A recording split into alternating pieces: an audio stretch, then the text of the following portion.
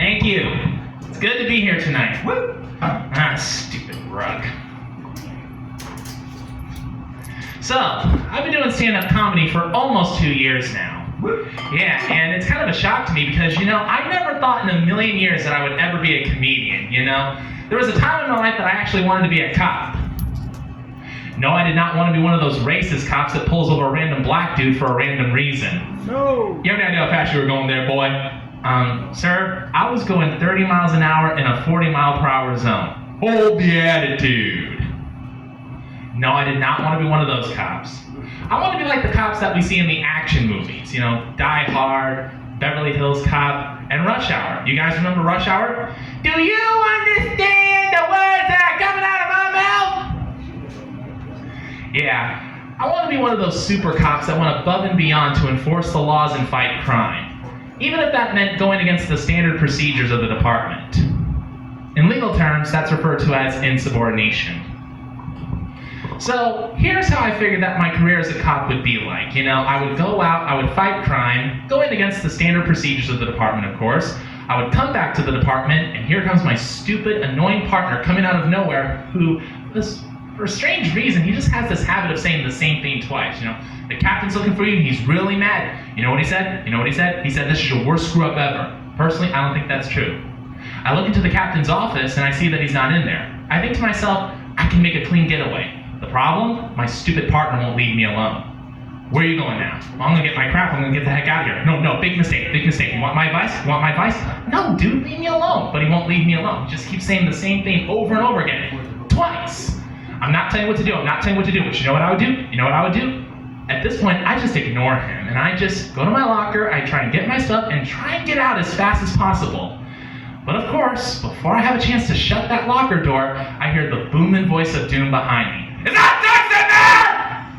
Oh, crap, he found me. I have no idea how he always finds me, but he does. And here he comes, my boss, the captain of homicide himself. He's power walking towards me, and he's got this mean look on his face like he's about ready to swallow his own mouth. And I try and play it off. I'm like, hey boss, how you doing? He's not having any of it. You mind tell me where the heck you go off going to cover authorization? What the heck is this all about? You want to play some stupid cowboy cop nonsense? Go do it in somebody else's precinct. Don't you want to hear my side of the story? What's your side of the story? Well, that's my side of the story. Let's hear your side of the story. Hey, Vance, I'm not taking any more of this crap from you. You know how much this little stunt of yours is going to cost the city? I don't think cost is the issue here, sir. I think the issue should be my blatant and disregard for proper procedure. You got that right, wise guy! The mayor called the chief called the deputy chief, and the deputy chief just beat the crap out of me. You see how I'm all black, don't you? Is that a rhetorical question? For those of you who didn't get that, my boss in this movie is supposed to be a black man. Just like in the 1980s action movies, the hero's boss is always a black man in his 40s. He's wearing a dress suit, sometimes with the dress jacket, sometimes without the dress jacket, and he's rocking that mustache. Beach fuzz! Anyway, back to my movie. Where the heck did you get a truckload of cigarettes from anyway? From the Apopka hijack. The Apopka hijack? That bus went down last week! That truck's supposed to be in the wrong pound! At this point, I figure, you know what, I'm not getting anywhere with the boss, so I figure I'll just admit that I was wrong, throw myself at his mercy, and just hope for the best. Look, boss, I thought I was doing the right thing, but apparently I was wrong, and I'm really sorry. And he sighs as he says, listen, Vance, no more of these setups, you understand? You're a good cop, and you got great potential, but you don't know everything. You ain't no psychic. And I'm tired of taking the heat for you. One more time, you're out on the street. You understand me, son? Yes, sir, I understand. And at that point, it's all over. I'm not in trouble anymore. It's all water under the bridge. But I can't help myself. I just have to say it. Hey, boss. I just want you to know that I think that black is beautiful. Seriously, I really do. I mean, that's why Scary Spice is my favorite Spice Girl. Don't mess with me, Vance. Not now. Go on. Go home. Yes, sir. So that's to give a glimpse into what I thought my career as a cop would be like, and yeah, in case you couldn't figure it out, I used to watch way too much Beverly Hills Cop. Why wouldn't I? Eddie Murphy was the star of that movie. Anyway, so yeah, there was a time in my life that I wanted to be a cop, but it didn't happen. You know, things in my life changed and I never got to be a cop. I pretty much gave up on my dreams of being a cop.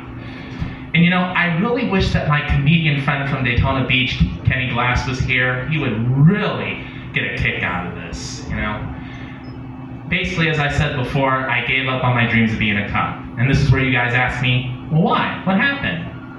Well, there was this girl. And you guys can pretty much use your imagination as to exactly what happened, and we're just gonna leave it at that. I know some of you guys got a filthy mind. Funny thing is, it was an online long-distance relationship. We never met in person, so that makes no sense whatsoever, right? All right. But a breakup's still a breakup. Yeah. It sucks. Was that your most recent? No, my most recent, that was a completely different situation, but that's a subject for another time, because right now, I'm going to finally get to the best part of my set, which is basically bringing out a very dear friend of mine. Ladies and gentlemen, please help me welcome my friend, John Meacham. Woo! Yeah. What has he got in the bag? God damn it. Boy, just learned from the real person. He looks older though. And not a character you made up. Thank you. Thank you so much. I'm really happy to be here. Thank you so much for having me. I just got here from Washington, D.C. And I'm here to tell you, the American people, the truth.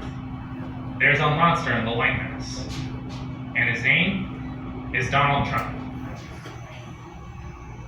Of course. Who else would it be? Oh, I'm sorry, Vance. I forgot. You're a proud supporter of Donald Trump. You're darn right I'm a proud supporter of Donald Trump. You know what? I don't care what anyone says. I mean, we all have freedom of speech and freedom of thought. We're all allowed to think whatever we want to think. So with that being said, I don't care what anyone thinks. Donald Trump is the best president that we've ever had. No, he's not. Yes, he is. No, he's not. Yes, he is. No, he's not. Yes, he is. No, he's not. Yo, man, you want to take this outside? What an irrational hillbilly. Seriously, Vance is a hillbilly.